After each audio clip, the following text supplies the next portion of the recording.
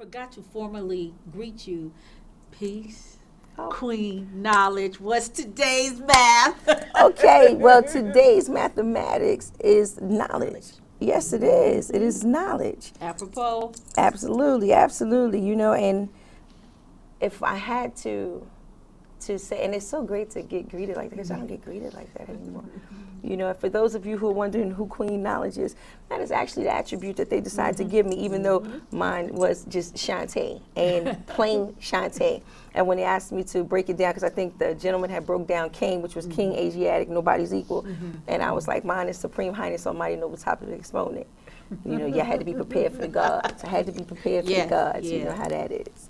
Something happened. Your relationship with school changed, not your love of education and learning changed. Right. What happened? I went to an all-white school. You know, my mom, she was a domesticated worker, which most people's moms were at that time, who had came up from the South, and she used this lady's address in order for me, because at that time, that's what you had to do. I grew up in Queensbridge, public housing, which was the largest housing project in the world. So, of course, they had their own zone school, which took care of those 15,000 children. And my mom said, listen, you got to live with them, but you don't have to play with them, and you don't have to go to school with them. You know, but we do live here, so you do live with them. Right.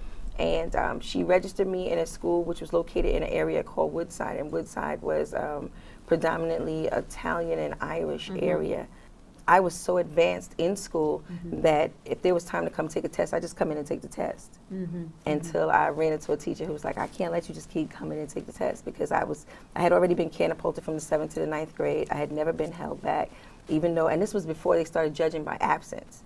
I needed to do more things at home during the time I was like a booster, so I needed to go to stores during the day. And in order to go to stores during the day, I wasn't able to go to those stores and go to school at the same time.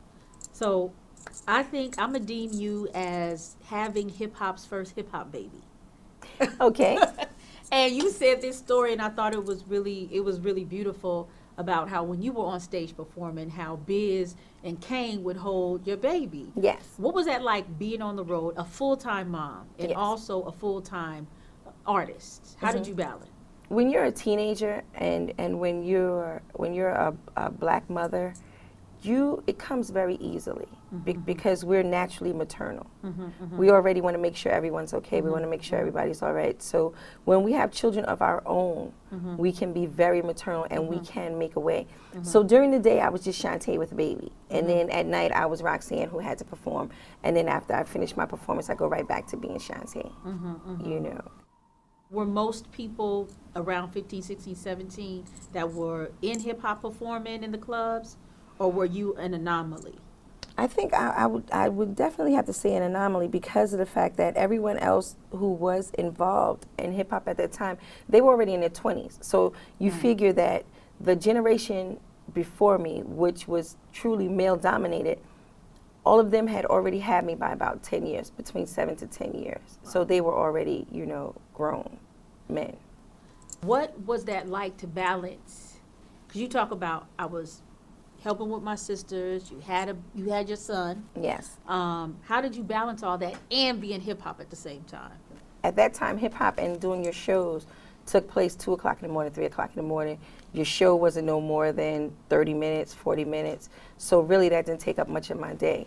All I had to do was get to wherever it was I was going to perform, you know, unless it was someplace out of town, then it was different. Then it was overnight and I had to deal with that. But if it was local, then we would just get the limousine. If it was in the tri-state area or anything like that, I would just go do my shows and come back home. So I'm not gonna lie, one of the $1 million questions, and maybe this is, you know, corny as mommy, whatever. I'm like, what were the child labor laws, and how are they gonna let a 15-year-old go out in the middle of the night? Like, I'm like, what had happened? Like, what was it like? I'm talking about in terms of the promoters and the people at the club. Like, what was your mom saying? Were you sneaking out? Were you just like living on your own? What was going on? Well, at the time when when I had already started performing, I was already on my own, so I really didn't need permission, or as far as to don't go outside, Shante, or stay in the house. So you were living by yourself? I was already on my own at that point. Okay. And going and doing these shows, you go to these shows and you do them 2, 3 o'clock in the morning.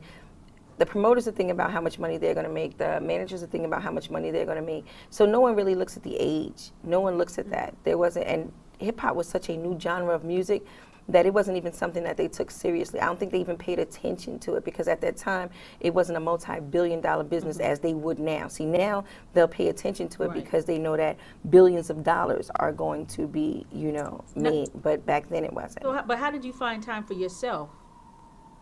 I think my self-time was with my son. I understood self-sacrifice, so that was my self-time. So what about your relationship with the Juice Crew? What was that like, being the queen, right? The original, right, queen bee of a crew. What was that like? What was the interactions like? Of course, I want to always ask about Kane, but you can throw Biz, you know what I'm saying? Okay, I got you. Well, honestly, the relationship with them was great. They were my brothers. So I didn't consider myself the queen of the crew. I considered myself as being the sister, being the one who presented the opportunity for everyone else to come out. I enjoyed the fact that my stage was a platform in order to create some of the greatest in hip-hop. So I enjoyed it. How do we, as black folk, having an art, and everybody, if they don't love it, or everybody around the world, they definitely use it. How do we protect it? Well, it's a little too late for that now. It's a little too late for that now. If you know, you can't protect someone in their 20s, and now basically someone in their 40s, because rap is now 40 some odd years old. It needed to have been protected in its infancy, is when it required more protection. And so now, once we no longer had control of it, though we will always be the masters and the creator of it, we don't own it. It is not ours any longer. Damn. It